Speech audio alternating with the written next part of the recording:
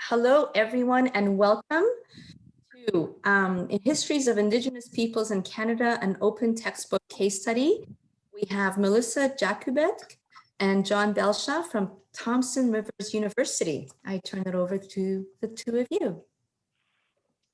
Good morning. Thanks, everyone, for joining us. We're here today to talk about a project that we developed in open learning and that accidentally, kind of serendipitously turned into an open textbook. So to begin with, we just wanted to start with a territorial acknowledgement. And it's not changing slides. Okay.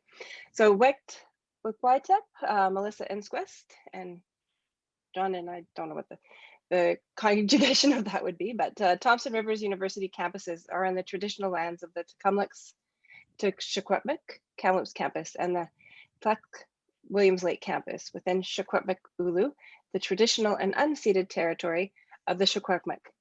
We are grateful for the Secwepemc Nation's generosity and hospitality while we live, learn, and work in their territory. And I personally was born on Secwepemc Ulu and grew up and have lived here most of my life. So I really do feel like that territory really does acknowledge my where I'm from.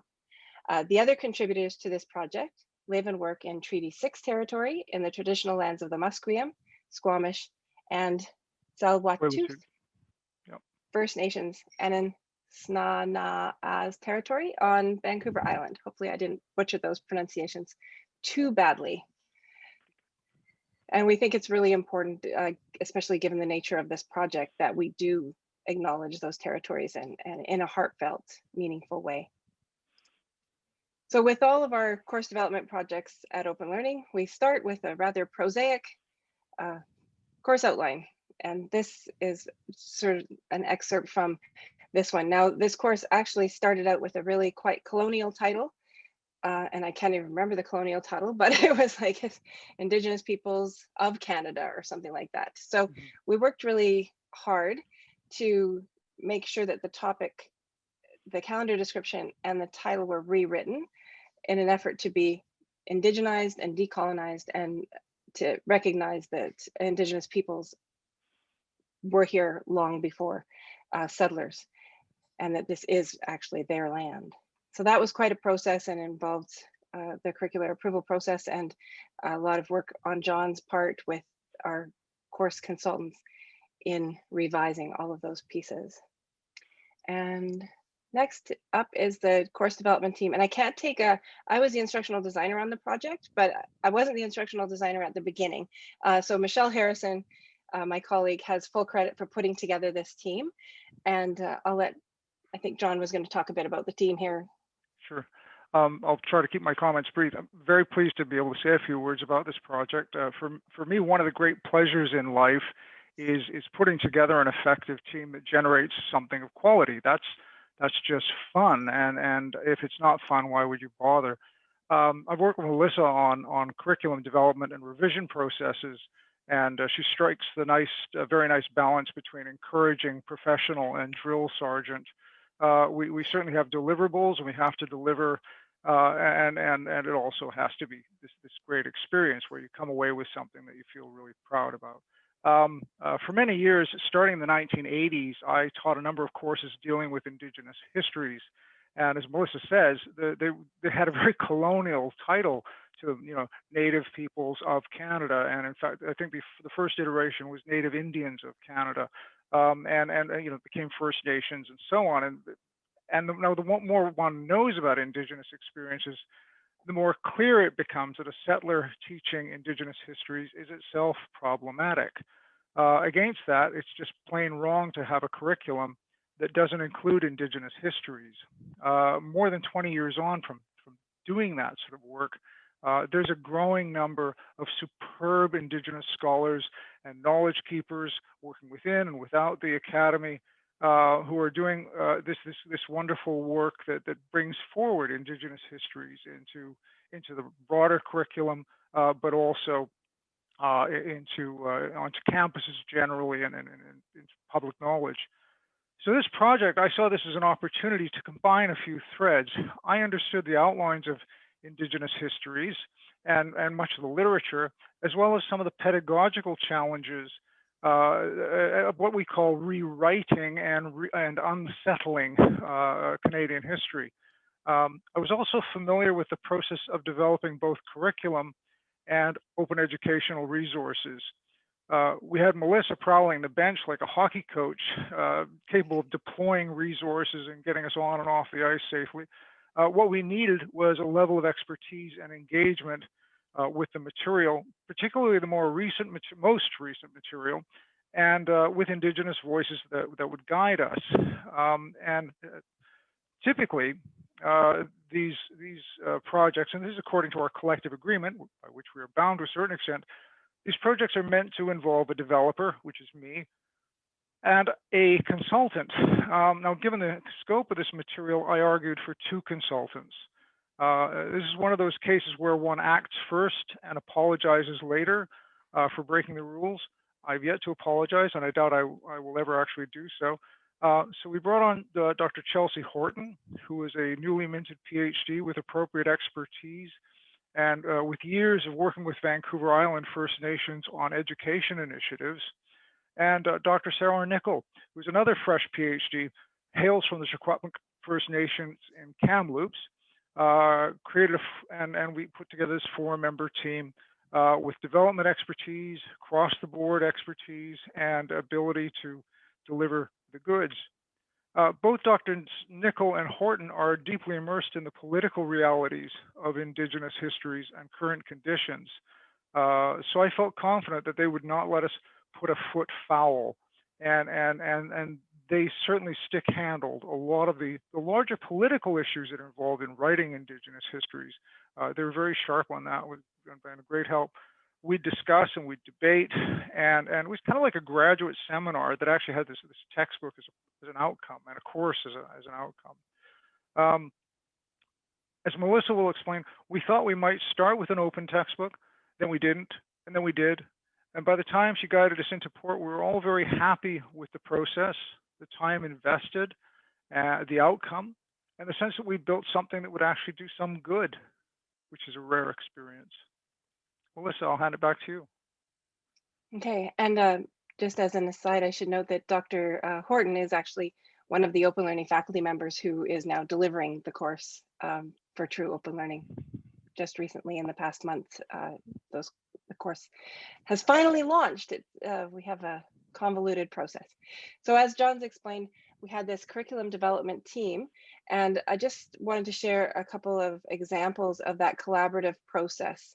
So you can see here, Sarah is commenting a bit here on sort of how the wording is, and John's rewriting it and saying, okay, is this better? I turned it outside around. So that's the kind of feedback and exchange that happens between our course developers and our consultants, and why it was so important in this course to have that nuanced response to the language to make sure that we weren't doing something inappropriate. And another example here, Chelsea's comments on, maybe is it not too far afield? Maybe we should add this resource. Would this make sense?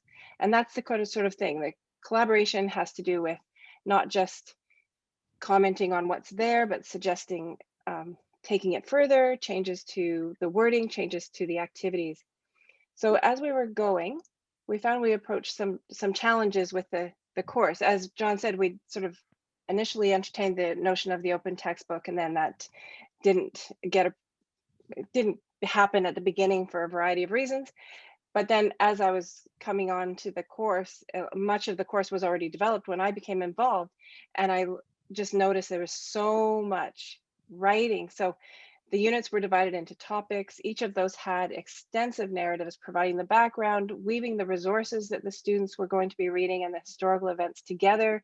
There were review questions, article readings with directions to complete reading notes, as well as additional resources and suggested readings. But when you take that material and put it by itself in Moodle as a course, you would end up with this overwhelming amount of text, and it would have either a lot of scrolling in Moodle, which isn't ideal for students. It's not practical for navigation. It's just quite overwhelming. So in my mind, I'm like, John, you've written a textbook. so I started working with our production team on some solutions and ways we could get around the amount of text and just making it a little bit easier for students to deal with. So what we looked at were some of those options that we had. One option that our production team is using quite a bit lately is to put material like that into books in Moodle. It allows students then to print them. They can scroll through, but again, it's still bound to the screen a lot. Or on a course level, the amount of different pieces of text we would have, students would be downloading those, perhaps printing them, and then how do they keep that organized and remember where it belongs in the course? So, and as well as if you're just linking PDFs. So we do that often if there is a smaller amount of text in a course, but in this one, it really was an amount of a book. So we looked at Pressbooks and it had a lot of advantages. It's available offline.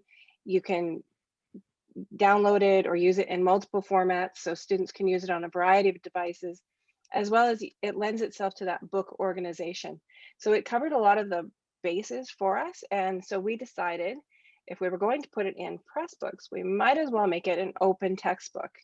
And so I'd totally forgotten about this piece till John reminded me by his comments this morning, but we had then I did talk to Amanda Coolidge at BC Campus just to make sure they didn't have an issue with us sort of moving forward with an open textbook in this area, that we weren't stepping on something they were already trying to do. And Amanda was completely supportive of the open textbook. And as John has alluded to, he's written 2 open textbooks already, Canadian History Pre-Confederation and Canadian History Post-Confederation, the first and second edition. And both of those are used in open learning courses, and I think quite successfully. John, did you have any comments on those textbooks at all? Or Well, I think the point you're making about just the time that's involved in scrolling through material, and when you have this large quantity of material, breaking things up into open textbooks, much better way to go. These are used across the country right now. I think it's probably one of the first or second most widely used textbooks across Canada for intro Canadian history courses, face-to-face or otherwise. It means students don't have to break their backs with backpacks full of books for starters. So nice. I'll see if my daughter gets prescribed these at St. FX when she goes in the fall. Could be interesting. So as I said, it comes in a variety of flexible formats. So you can see from this screenshot of our Pressbook site, all the different formats that you can download this book in. And this textbook is actually on the TRU Pressbook site. So we host it ourselves as well. The process became quite challenging at that point because it's a lot easier, I think, to plan a textbook from the beginning than to sort of reverse design a textbook from a course. So I spent and John spent a lot of time then taking the text out of the course materials. We went back and forth numerous times, making sure that we had appropriate overlap, because we had to recognize that students necessarily using the open textbook wouldn't necessarily have access to our course. So if there were pieces that were relevant to the open textbook and it being used elsewhere in Canada, we had to repeat some information. And we had to make sure that the navigation signals within our course to the textbook were really clear. So, I mean, we had versions upon versions. It really was kind of a nightmare, but we made it through. So yeah. I'll show you an example. So it's really important to ensure that alignment between the references in the course and the Pressbooks titles. So here in the Moodle course, topic 1, Better Together, the Great Confederacies. And I'll say, just note, read the introduction to part 1, Commerce and Allies, in your course textbook. So then in the Pressbooks site, it is very clearly part 1, Commerce and Allies, and then the introduction. So that took quite a bit of finagling. We also kept the assignments in the learning management system for registered students, not in the open textbook. So that's an example of where we had to make sure we took out what was only relevant to the course and what didn't make sense in the open textbook and include that in the Moodle shell. So students still have to go to the Moodle shell for their assignments. However, this one here you can see is assignment 1, a sense of place. And it asks them to look at the ancestral lands that they live on and to write a blog post about that. They submit it to their open learning faculty member to be marked, but they also post it on a WordPress site. And we did this to encourage sort of more student engagement and to have them be able to share across the different sections of the course. So we have 2 course versions of this running at the same time with students who are not in a cohort model, so they are working independently at their own pace. So because we wanted to have them be able to see each other's work, they will post this assignment response to a WordPress site, and both sections post to the same WordPress site. And you can see then they can comment on each other's posts. So this student says assignment 1, question 8, Williams Lake is a community that is surrounded with Indigenous culture. And then a student writes about their hometown of Chilliwack, and they can look and read more of the student's post, and then they could comment. So because students aren't being taken together through the course in lockstep, this gives them an opportunity to have more engagement with each other if they choose. And it sometimes works, and I'm not sure exactly how it's working in the course, but yeah, the open learning faculty member for sure goes in and comments, and at least they get to see some examples and have sort of a connection and sort of more of a sense of community than they might otherwise have. In our design, we also had to think about the different audiences, so that in the you can see in the Pressbook site, we have additional resources at the end of each chapter. Whereas in the Moodle course, those are divided into readings that students are highly recommended to do, and then suggested readings. So there are different audiences, so we approached it differently. In the Pressbook site, students using the course textbook across Canada have this availability of those sort of curated resources that they might want to go and look at, but it's not with that, okay, these are required and these are suggested. And I have to acknowledge with gratitude the skill of Corey Stumpf. He's one of our editors here in Open Learning, and he really did make sure things were very clear, and he did a lot of work in helping us make sure at the very end that the alignment was correct and that everything was clear for the students. So it's really important we work as a team, and we have a greater even team at Open Learning that helps us with the learning management system and the editing and the intellectual property process as well. So those, oh, now I've shrunk my screen. So here, chapter 4, the Trans-Cadillaran West, and then it matches the Moodle course. And we double checked and triple checked those to make sure they were clear. Intellectual Property Office here at TRU helped us with the credits for all of the images. John did an amazing job of supporting the textbook with images and making sure they were Creative Commons images. So at the end, because we decided to make it open, we had to make sure that everything was freely Creative Commons available, because we couldn't just, in our own courses, we'll clear the copyright so we can include it, but it's behind a password protected system. In an open textbook, we had to make sure that those were all Creative Commons and that we had the rights to post those openly. And I just wanted to give a bit of credit here for Nicole Singular. She's an amazing graphic artist we have here at Open Learning, and she worked with the suggested images to come up with something for the title page, and it's a Creative Commons image as well, and just make sure it looked nice and was appropriate, and it met with the development team's requirements and wishes as well. And then because it was going to be open, I think we added a couple of things at the end, a glossary speaking the names of Indigenous nations so that students could see all the different Indigenous nations that were mentioned and in the textbook. There was a lot of care taken in the book itself to add a really appropriate territorial acknowledgement and with some prelude. So if you have a chance to look at the book itself, you can see in more detail just how thoughtful that territorial acknowledgement in the book is. So I think I put in this proposal saying I would get feedback on the students and feedback from students and sort of share some of that. I will say the lessons that I think we learned from this, where it's really easier if you can make this part of your plan at the start. It did take quite a bit of reverse engineering to retrofit the course and the textbook together, but we do believe that the benefit to students and to the overall community as a whole were well worth it. So I did reach out to the, oh, do you want to add something, John? Go ahead. I'll just add that this particular topic, it really has there's a real advantage to having an open textbook for this particular topic, because it's a field that's rapidly evolving and changing. And we saw the list of autonyms, for example, and the autonyms are changing. When we started this project, Aboriginals was still widely used as a collective term. It's Indigenous now, and so just the language, the vocabulary is changing very rapidly, and new research is coming up at a frantic pace.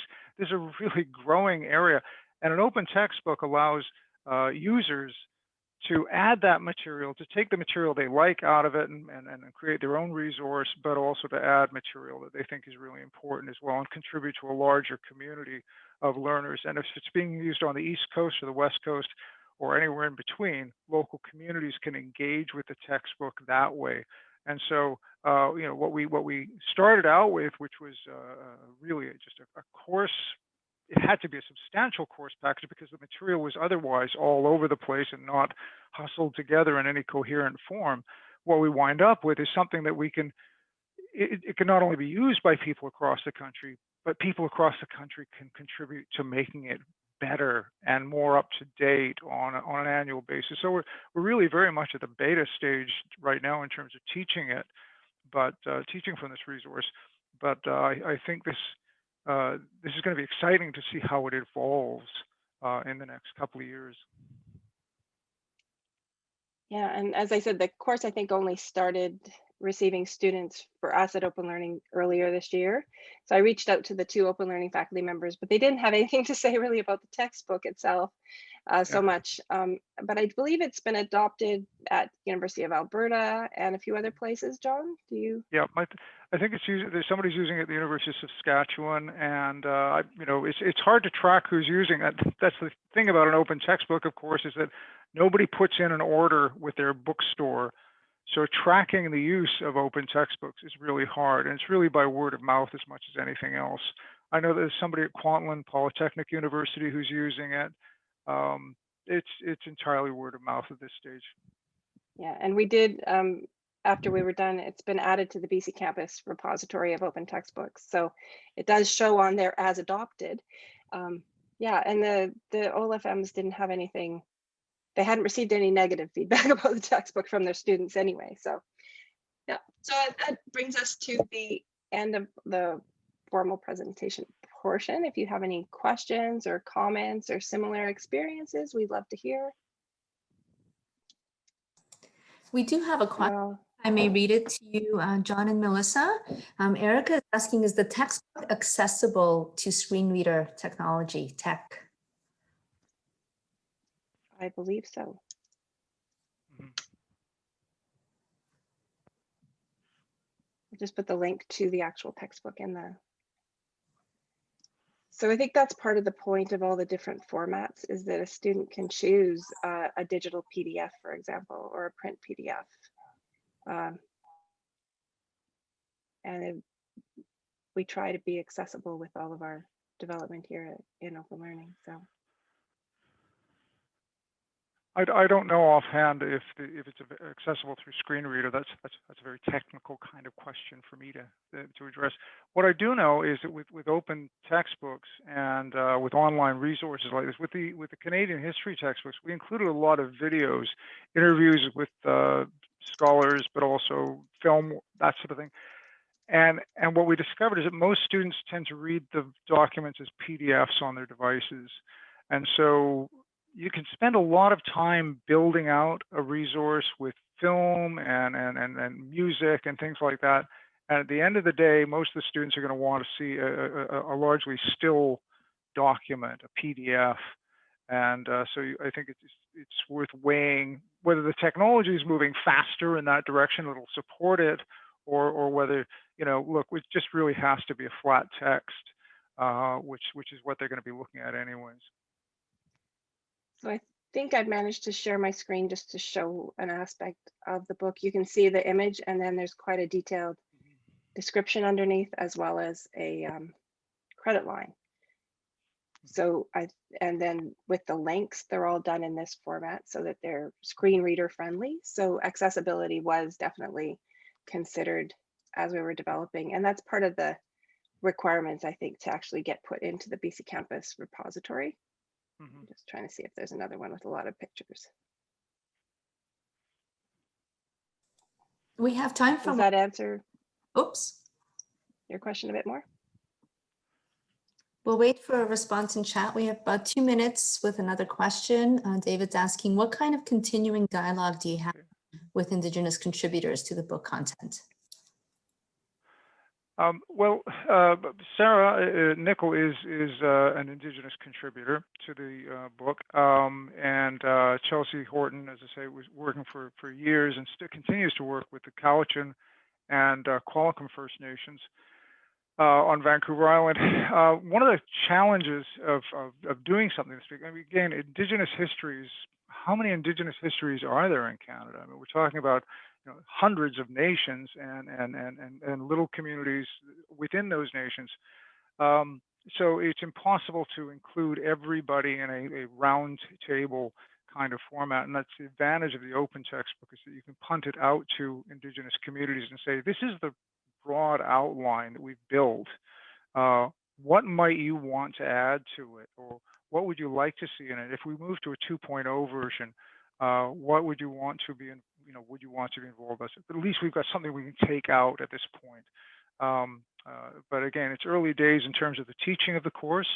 I dare say we'll get feedback, certainly within the Secwepemc First Nations territory. We will be getting feedback on the textbook, and I'm hopeful that it will evolve as an organic document and not as something that's fixed on the shelf.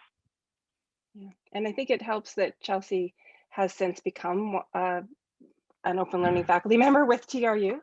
So it's kind of wonderful to have her to draw on more, her expertise more, because we have her. She is now one of our members of our community. And I think because she was involved in the open textbook as she's teaching it, she knows that things can be changed and adapted if necessary. Does that answer your question, David? Nice to see you, sort of see you. Well, thank you very much, John and Melissa. I would like to now introduce Marie Bartlett from Thompson Rivers University, who is going to speak to us about creating a process to fulfill a vision of an OER case study focused on Indigenous business. Over to you. Thank you so much, Barbara. And thank you so much, John and Melissa. I didn't even know, working in open learning with you, how expertly interwoven the curriculum was to the open textbook. That is impressive. So thank you. That was a great presentation. So thank you, everybody, for being here. My name is Marie Bartlett, and I would like to acknowledge other members of the team that worked on this project. They were initially coming, some of them, to Montreal, but then many things have changed since then. So I will just acknowledge them here by myself. So the subject matter expert for business marketing that contributed to the project is Dr. Biggie Weisschedel, and she is also an open learning faculty member.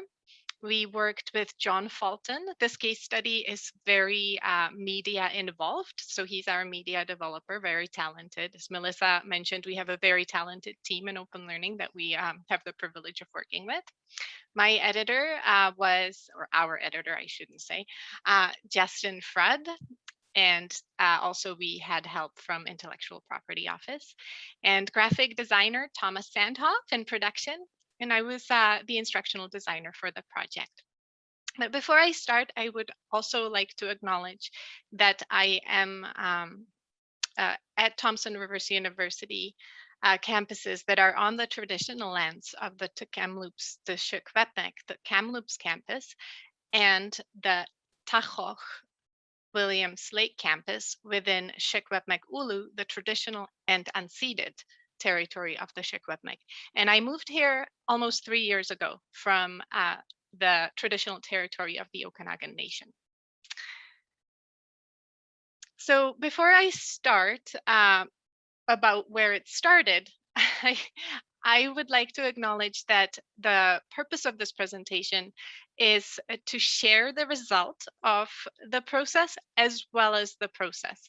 And I'm going to be going back to those two main intents throughout. So when I first joined TRU, TRU was undergoing a major redesign of its MBA and School of Business and Economics graduate programs on campus and in online learning. And I have come to a finished MBA design framework that Melissa and my colleagues now have worked on before I joined, and it was really well done. So when we were looking at redesigning our MBA courses in open learning, we were following specific philosophies, strategies, and pedagogical pathways. And here is the vision of the courses and the highlights. And where this idea of Indigenous case studies came from is kind of summarized on the right there. So we were looking at our courses and the experiences that we wanted our students to experiences that would be tied to place. We were kind of asking ourselves, how is our program different from others? And so we were looking at the British Columbia interior, focusing on local businesses. We were trying to find as many examples that would give students at a distance a feeling of place and belonging. So that was the purpose, one of the purposes that stood out. We were also striving to achieve a lot of active experiential learning in our curriculum. So in case studies allow students to apply concepts to real life settings. We were looking at media with our mind on accessibility as well, but text, graphic, audio, video. As a university, we are committed to indigenizing the curriculum. And as open learning, we also feel very strongly about creating open educational resources and open textbooks to contribute to the overall open movement around the world. So out of all that came that vision. So we were looking with a couple of subject matter experts, how do we indigenize the curriculum? And as John mentioned, as you have such good intentions, we at that particular moment, we're all settlers, and we didn't want to make a mistake. We, read all kinds of stuff, and we thought, wouldn't it be nice to create something that would be tied to place, that would speak about the amazing Indigenous businesses that exist in the BC interior, because we see them every day, and we have some fabulous examples of Indigenous business. And so there would be local, it would allow students to look at local Indigenous case studies, see the success, analyze it, apply whatever they're learning in their business courses to those particular examples, rather than Ivy cases or, cases from, there's nothing wrong with the United. Sorry. So as in, we wanted to have those cases as localized as possible. So it started with the framework, out of it came the vision. We wanted something that would be specific, that would be from our area, and that would celebrate Indigenous business. But we had to start from the scratch about how to make those. We create and develop courses. We work on projects, but this one is special. It requires a lot of steps, and it actually took longer than I first envisioned. And I must say, I'm sharing with you today one Indigenous case study, but we will have more than that, and they're in different stages of completion. So here is the overview of what the process ended up being. And I'm hopeful then that by giving this presentation, if anybody is thinking about embarking on such a project or is already kind of midway or has finished similar projects, that they would reach out to me and we could connect. So that's one of my hopes. I hope that what we have done here may help some people that are starting as well. So to achieve active experiential learning experience, open, accessible, Indigenous business focused, the project ended up being 5 major steps. The first step was identifying the budget. So especially and being clear and transparent throughout, because in this case, we were working with the School of Business and Economics. There was a funding in open learning. As it happens at institutions, and especially with cases that can be used for assessment, it's a little bit sensitive if you want to make that open, because then it has a little bit of a tangent of academic integrity and keys to the open case study. So that kind of has to be addressed in the beginning. So talking about funding, how much we would need, and that we want to actually open that case to the world. And so that has to happen in the beginning. There is working with Indigenous peoples, research ethics board approvals, and very close work with the Indigenous business throughout the process. So not, we used an interview methodology for our collecting of information and data for the business case studies. And it has to be very, very involved and clear and genuine relationship, talking about open educational resources, about how we intend to use the information, about the fact that, you know, the participant can withdraw from the process at any point, and we would not publish anything without their consent. And I will be repeating those throughout. So then we, throughout the Research Ethics Board approval, we did have forms for media release. We did have forms for research ethics. We didn't really have that many forms for having a participant in a process agree for something to be published in as an OER. So we had to revisit that and add those. So I worked with the legal department at TRU on that. And then comes the actual development. Yay! So the development, the interview, and then the interview, and then the development. So writing the content, creation of the media parts, editing, figuring out the best format for the case study or whatever you're trying to do, how to publish it, copyright it, and then finally how to share it. So I'll go through each of those 5 steps in the next slide. Well, first one first, and then on we go. So the budget so I did mention that we have now more than one, but only one is so far approved by the Indigenous business, and this is the one that I will be sharing. Actually, I should put, if I can find, never mind. I will, there will be a URL later in the slide deck. I can see the chat. I always lose something in Zoom. So for the first 3 case studies, we were able, as I said, to access funding from the School of Business and Economics. And that budget paid for the subject matter expert and travel for the interview purposes. There are also less visible costs that were contributed from open learning, because all of our team of editors and production and media, it was part of their workload. So a lot of that work is less visible than the actual funding or grant, although often it is written in, which was the case with our other ones. So it's important to ask, you know, it doesn't happen for free, and where is that going to come from? The project team, I already mentioned all of that, so I can just go.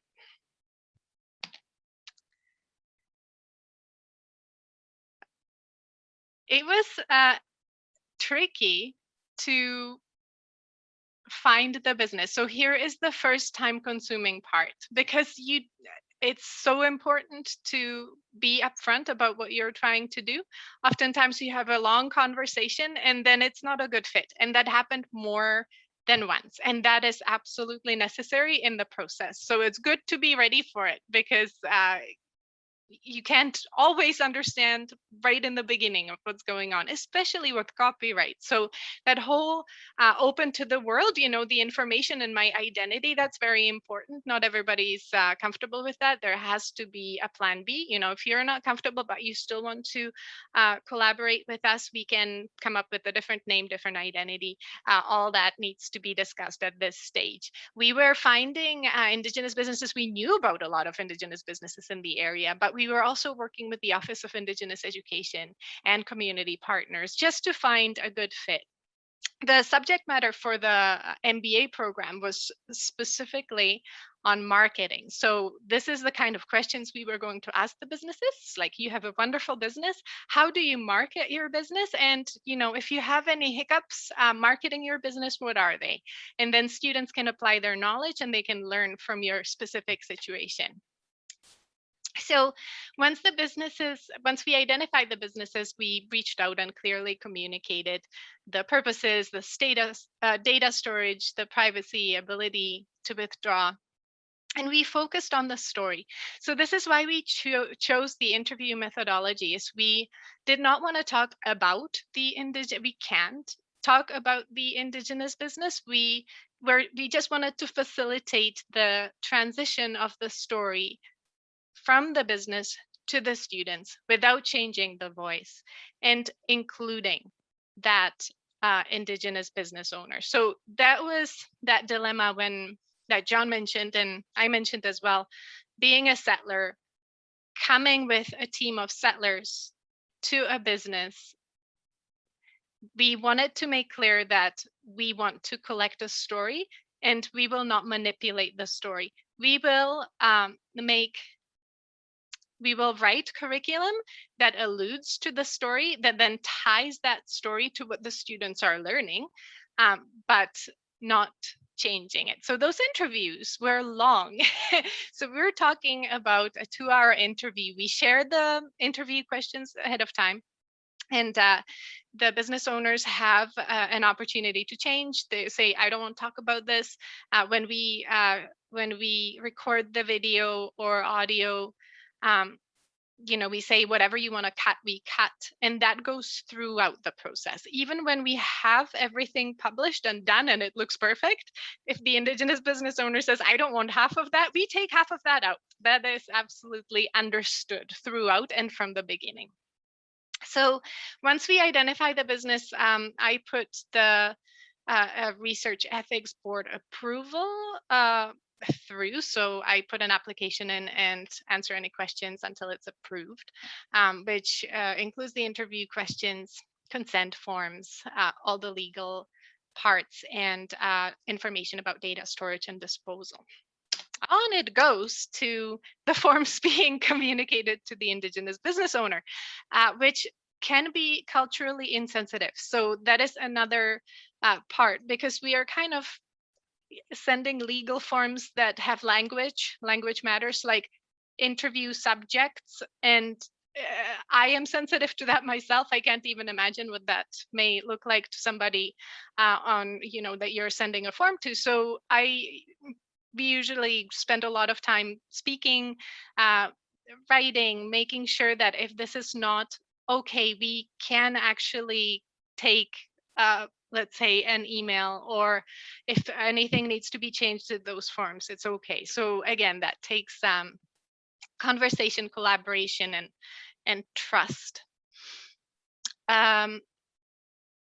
Common understanding about the copyright, I find, is difficult to explain as well, because copyright knowledge is quite privileged. People are afraid of copyright, and it shows when you speak with people and try to explain. So that is usually a deep conversation as well. And then scheduling the interview time. The interview itself is so exciting, and we have now done 5 of different interviews with 5 different Indigenous businesses, and there wasn't a time where we didn't feel welcomed. And it was mutually an amazing experience from our whole team. As we were working on those pieces, those stories are powerful, moving, impactful, and we are just so privileged and excited that we are able to make those stories visible if they want to be visible and part of post-secondary education. So we speak, we ask questions, we share. The main focus is on the Indigenous business owner and what story they want to give to the students. We take photos. Some of our stories are captured by video, some are by audio. During COVID, we had some interviews lined up with travel and everything, and then we switched to video format. So hopefully, if those go through all the process with the final consent, we will have a COVID suite that will not be in person, that will be online interviews side by side. And again, John Alton, our media specialist, he can do magic even on video. So it's amazing. Okay. But the photos are a little bit more tricky, as John mentioned. With if we ask the Indigenous owners for photos, for example, of their businesses, some of them are professional photographs, which we cannot use in an open learning. In open textbook or open educational resource type of environment. So usually we take our own, so we own the copyright. So that one, it just gets tricky with the COVID online not being there in person, but it's not impossible to overcome. So the next step is the development. So once we have all the interview footage, we have the data that the subject matter expert may need as a follow-up or before, Biggie started writing the content. And so you can imagine that 2 hours of video and audio, it's a lot to remember. So we get a transcription because we need the transcription anyway for accessibility reasons. And so she looks at the transcript and then she selects, depending on the questions, and to align it with the learning outcomes that of the course that she envisions would be a good fit. So I must say, unlike Melissa's, this case study, those case studies are done as standalone. They are intended to be used in courses, but they're not written for a particular course. So you have to think about business marketing from the subject area expertise as, what do courses usually address, and then gear the questions towards as wide a spectrum so that it would be very applicable, which has been quite successful. So she looks at the transcripts, identifies the main areas of what that subject matter expertise usually entails, and then she writes the case study gearing it towards that. When she identifies those snippets, we talk to the Indigenous business owners. We're like, is there anything in there that should be? So we share the draft as much as it needs to be or wants to be looked at. And then John, once Biggie, so the media specialist, once the subject matter expert identifies the different snippets, he works on editing the video, making sure that it is a certain length, and we host it. He does all that work. Once it's written, we work back and forth about the layout and the usual instructional design, graphic considerations.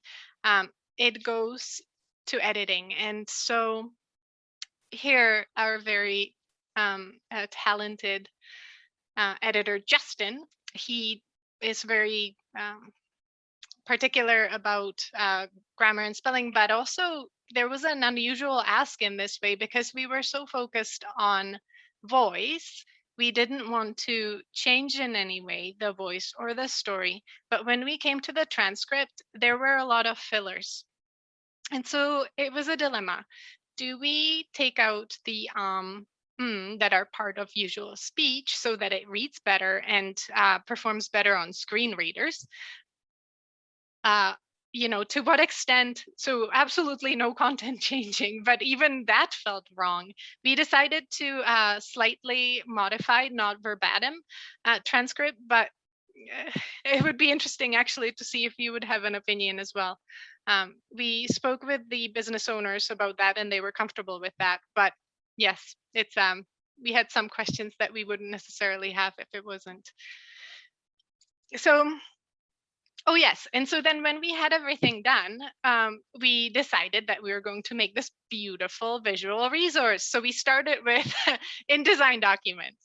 And that was all great until we got a request through BC Campus that somebody wanted to incorporate this case study into their textbook. And if they could get a Word version of that. So I started sending enough Word documents until I said, InDesign's not working. We need to come up with something else, which is too bad because it was really, really nice. And so we decided to go with Pressbooks. And Pressbooks, you are stuck with a certain layout. It's not bad, but it's not what we had envisioned. That's kind of similar to Melissa and John's story, but it's okay. It works and it is more accessible. So it is actually more important to have it in that format rather than the really, really nice InDesign. The copyright, we were very careful about. Whatever the biggie, the subject matter expert wrote is fully adaptable. People can change it. People can adapt it to their courses. However, anything that is original Indigenous content in video, audio, as well as the transcript are no derivative license. Just to protect that story and that vision of nobody changing that story. That story is intact. How you may want to tie it to the course, you can have some more flexibility with, and we felt very strongly about that. So with the sharing, it is featured in the TRU Pressbooks catalog. We are working with BC Campus. BC Campus at the time when we were talking about this didn't really, they have a way to share textbooks, but the little bits and pieces of curriculum is a little bit more tricky. So we are planning, since we are going to hopefully have 5, that we are going to make a compilation so that it is an open textbook and it can go into open textbook repositories wherever there may be. And of course, sharing with the communities of practice. So if you know, if you know your business faculty, please let them know that this exists and there are more of them coming as well. So here's the URL of the first case study. I'm just going to, how am I on time? Oh my gosh, it's time. So if you wanted to browse through the web link, this is the first case study, fully finished. It's on Trading Post. So it's a shop for featuring indigenous items made by Indigenous artists in Barrier, BC, which is close to Kamloops. And here, as Melissa also showed, the different downloads of this book. Here, I wanted to show the video. The focus and the main feature of those case studies is the story. So that's why we wanted the media to have a stage in the document. It's huge. The audio and video clips are there. Here is the transcript. As I said, not verbatim, but just slightly modified because of the filler, so this is what it looks like. Here we have how it's structured in Pressbooks. We have introduction, we have teacher resources, and the case study itself. Because it is not made for one particular course, but in the business marketing subject matter expertise in general, here are all the different courses that it may be used for. We also have some suggestions for use from the subject matter expert in the different areas, as well as example instructions for students. So since we couldn't really fit it in one, but also wanted a wide spectrum of use because the story is the stories are so powerful and they're so detailed. There's so much. So it can be really used for many things. So we just had some examples so that people have some guidance if they need it, but it also is very open. And it also reduces that anxiety that there is an answer key somewhere, because then it can be used in different ways. And so looking ahead, we are hoping to have 5 of those businesses. We are working on them. So the Gift and Gab Trading Post is the first one that's finished. Moccasin Trails is an Indigenous business out of Kelowna and Kamloops that focuses on experiences of the Indigenous culture. They take people on the river and on Okanagan Lake and show them sites that are culturally important, and talk about the language and just take them on an experience. Quay Out Lodge and Spa is a golf course and a hotel. It's beautiful in Chase, BC, which is close to Kamloops. We have Spapium Farm, which is a little bit further north towards Williams Lake. Spirit of the Lake Boutique is in Kelowna. And so first 5 of the 3 case studies were a collaboration between the School of Business and Economics and Open Learning. And the latest 2, we got so we got so excited about making those. Now that we have the process, we just want to make more. We applied for Open Education Resource Grant to write them. And so this is it. How am I doing for time? You've got a minute to go. You're doing fine. Okay. I have questions and comments. This is it. If you look in chat, Marie, we do have a comment from Jennifer earlier on.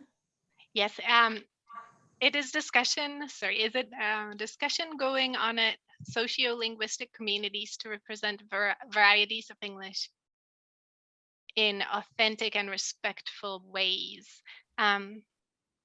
This was just in follow-up to New Year, talking about how much of the transcript to include with the ums and the ahs, and how much to polish things and not. And it's a difficult thing to navigate, but it's important to, or in sociolinguistic communities, we're talking about the importance of the authenticity and not to sanitize and to override the varieties of language usage. And so I work with international students and additional language users, and it's important to represent the authentic knowledge that is there, that may be manifest in a variety that is less than standard, that is different from, not less than, different than standardized and sanitized and colonized versions of the language. Jennifer, thank you for that comment. That is very, very valuable, and I'm going to bring it back to the team. I will, yes, and reach out for more now that I know who to talk to. Yes, thank you. If I could bring your attention to a final question, because we are a little bit out of time, from David in the chat. Is there a post-publication give back to the businesses, people who contributed themselves to the case studies? Yes, so we spoke a lot about that with the Office of Indigenous Education and the gift giving and recognition and the sensitivity of offering money. We always ask the business, but it was recommended that we give an honorarium. So for the time that the Indigenous business owner spends with us, we give an honorarium if they find that appropriate and accepted. And then the subject matter expert also offers, if you know, she is teaching a course, if there are, because there are some roadblocks that those businesses encounter with their marketing, she asked for permission to share some good ideas as well, if they come from students. So there is this relationship is ongoing. We find that even if we are finished with the case study, we still have a lot of contact with the business after. And so that is another way. And also the businesses are very interested about exposure. So the businesses that want to work with us, they want students to read and experience the business and then share those stories, maybe visit later, maybe visit then, maybe visit when they're possible and when it's possible. And so that was another kind of motivation that we found was at play. Thank you so much, Marie, and thank you everyone for joining us. Thank you to our speakers, and I invite everyone to contact the schedule at the site to finish off your day, and thank you again.